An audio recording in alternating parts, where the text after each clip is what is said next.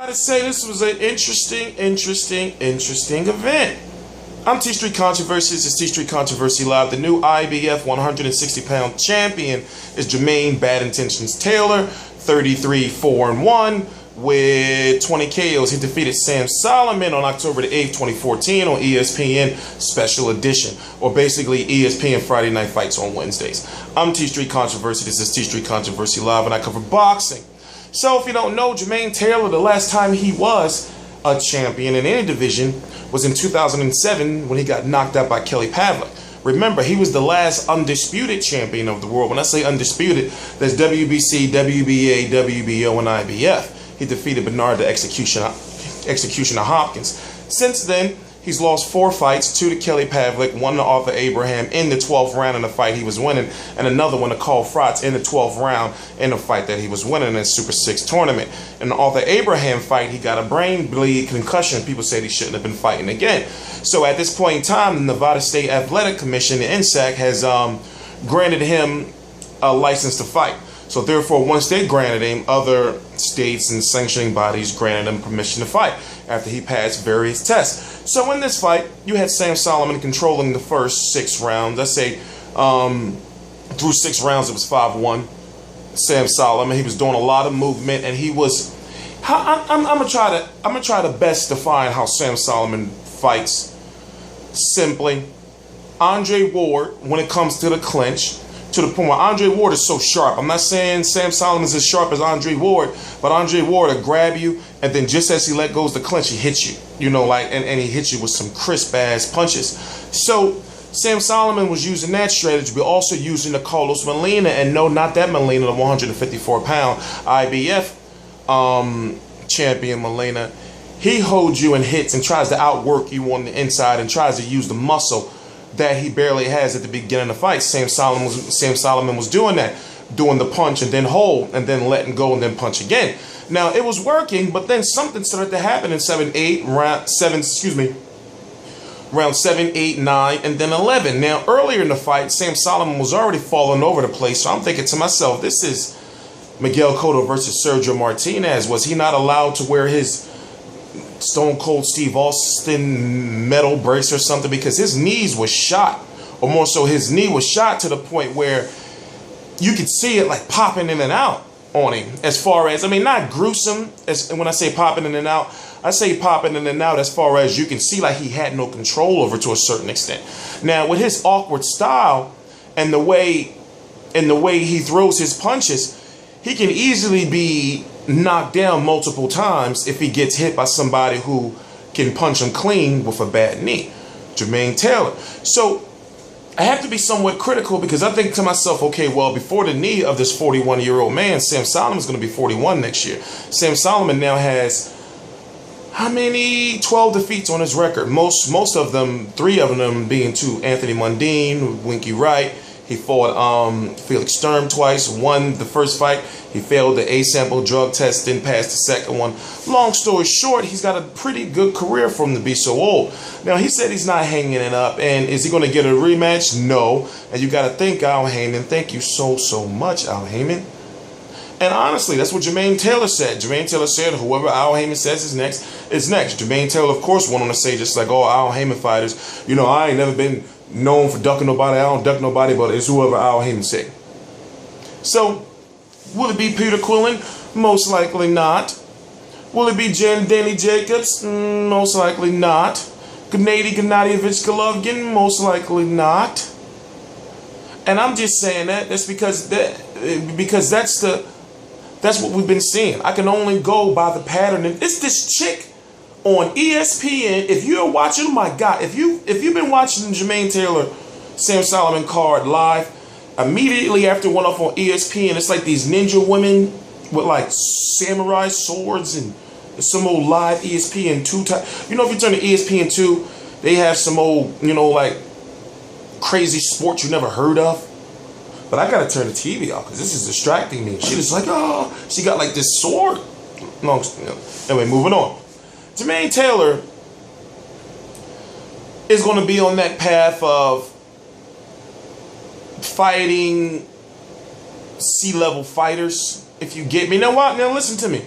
Now, you know the Al Haymon stable. He can easily put so many different guys in there at 160. But it's not going to happen like that, or at least not yet. Now, I said I'm not going to be, over the last couple of weeks, I said I'm not going to be as critical because we don't know what the plan is.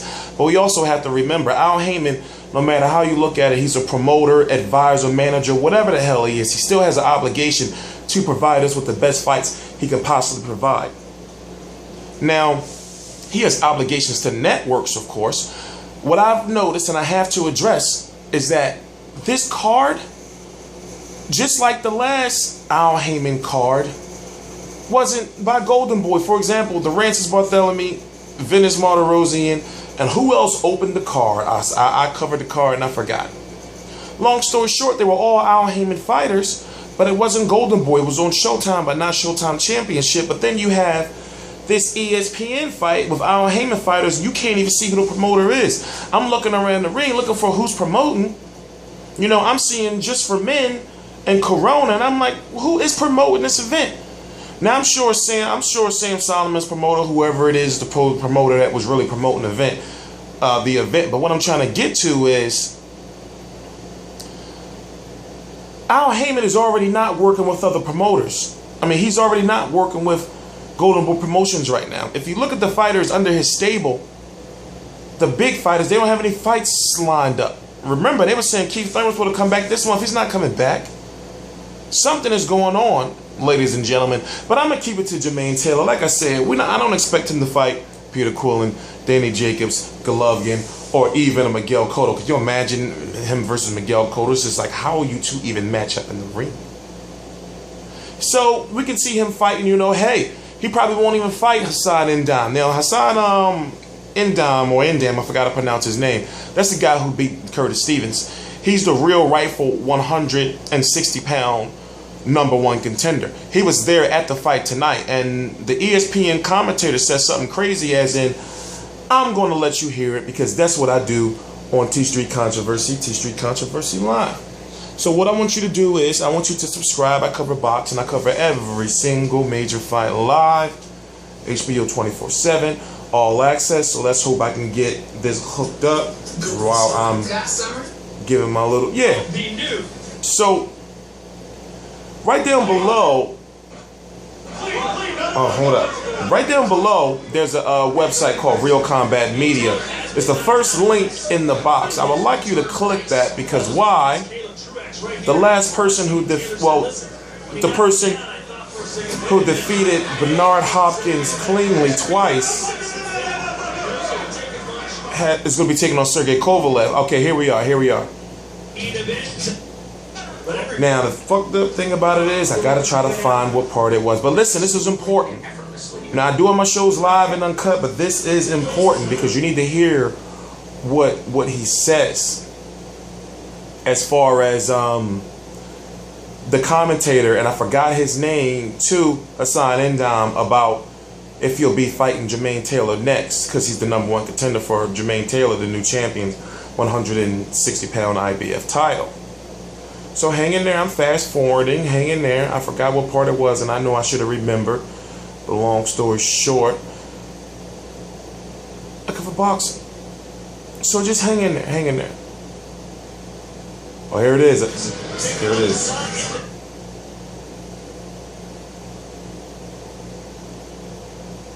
So where's he at? All right, here we go. Here we go. All right, listen. My bad for keeping you waiting.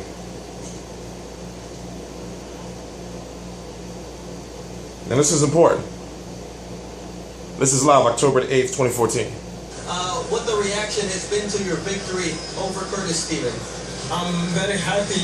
I'm looking forward right now for the IBF title. So that's why I'm here today. So I'm talking too much with my trainer, my manager, my promoter for the future. So we know that we have enough thing to learn again to the future, but we do it in the training. What do you expect tonight from Sam Soliman and Jermain Taylor, two veterans who are gonna fight tonight, and what do you expect from these two? Tonight, I think, and I know for the roles for IBF that I will fight the winner for this match. So I think I can fight the both for the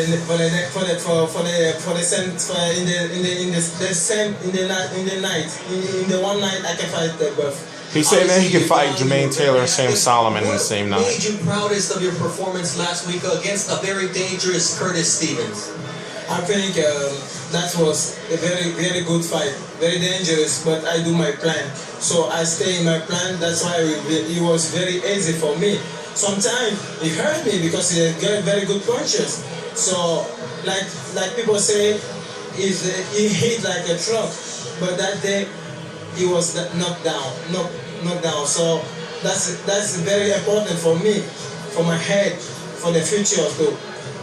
Physically, before that fight, you had trouble with your bicep. Talk to me about your recovery for that.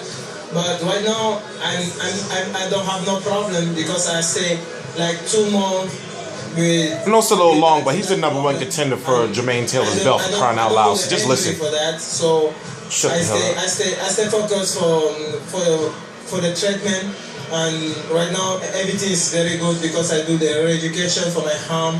My arm have everything. It's fast. We have a punch, so everything's good right now. You're a fan tonight, or you're also scouting out. No, listen, this real shit right here. Taylor or Soliman?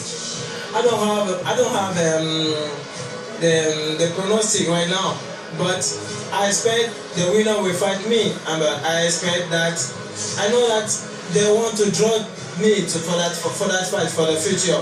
I know that Kudo Quiddy want to fight the winner for that fight too, but Kudo Quiddy don't interest me. It don't interest IBF because now I'm mandatory.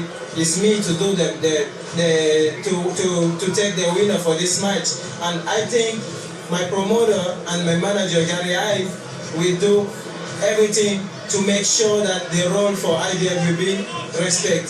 So I think it will be the great fight and nice night today. Well, Peter Quillen is present here tonight. If Jermain Taylor wins, he's advised by Al Haymon, who also advises Peter Quillen. And we know that in boxing, sometimes, many times, the rules don't mean much. It's all about who makes the decisions. Back to you guys at the tape. And he just said that right to his face. So he's sitting right there next to Hassan N'Djam, and he's saying, you know, I'm not IBF 160-pound #1 contender. So the IBF is going to basically make me, and I'm just paraphrasing, basically, I'm the #1 contender, so Jermain Taylor's going to have to fight me. To get the commentators say, well, it's all up to Al Haymon, thank you so much. Like, it's like, damn. But long story short, if you don't know, see, he was talking about Peter Quillen, and a lot of it was, I don't know what that French man was talking about, but he got beat down. I'm talking about ran down on something fierce by Peter Quillen. So, you know, he got to keep his name out of his mouth. But he is right. He is the #1 contender. Now, I see it like this. Jermain Taylor can take a voluntary. And then sometime before the end of the year, Jermain Taylor's going to have to fight Hassan N'Djam unless he doesn't make it through his next fight, depending on who that is. Now, you can imagine that Al Haymon would love to have Jermain Taylor versus N'Djam. But then again, he works too much. So, I don't even know if Al Haymon will put him in there against him right now. But like I said, you got to just look at the matchmaking and look at the history of the matchmaking and ask yourself. I mean, Lucas Konyekny, for crying out loud. And then you got Peter Quillen. Let me talk about what Peter Quillen said. Peter Quillen said, well, you know, he's looking for bigger names. Matvey Korobov wasn't a bigger name. But then you talking about some, wait a minute, $1.4 million, homie. Anyway, I'm not going to have this Jermain Taylor video running this long. I'm actually a Jermain Taylor fan, believe it or not. It's just that right now, if I was a promoter and I'm trying to think like Al Haymon, I'm thinking, okay, well, you got this belt. Let's let you sit on it for a little while. You know, and then we're going to put you in a big fight sometime in the end of 2015. You know, early 2016, if I could stretch it that long. You know, so get him, 2 fights in 2015 and then put him in a big fight in 2016. Who in 2015? I don't know. But he's a champion now, so he can call some shots. So the 160-pound champions are Miguel Cotto, Gennady Gennadievich Golovkin. Who else?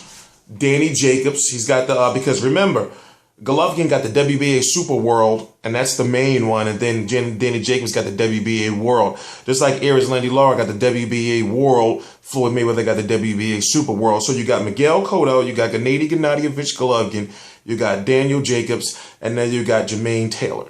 And then you got the WBO, Matvey Korobov, where Andy Lee's going to be the champion there. And then you got Chris Eubank Jr. and Billy Joe Saunders on the outskirts of that. So that's the 160-pound breakdown. I'm T Street Controversy. Please subscribe. My Facebook will be up soon. It's kind of out of my hands right now, but I cover boxing. I cover every single major boxing event live. My videos and boxing articles will be right below at Real Combat Media. It's the first link right there. And shout out to El Diablito Apparel. They gave me the hats and the t-shirts. I'm going to rock your hats and your t-shirts. My first official endorsement. T Street Controversy, T Street Controversy Live.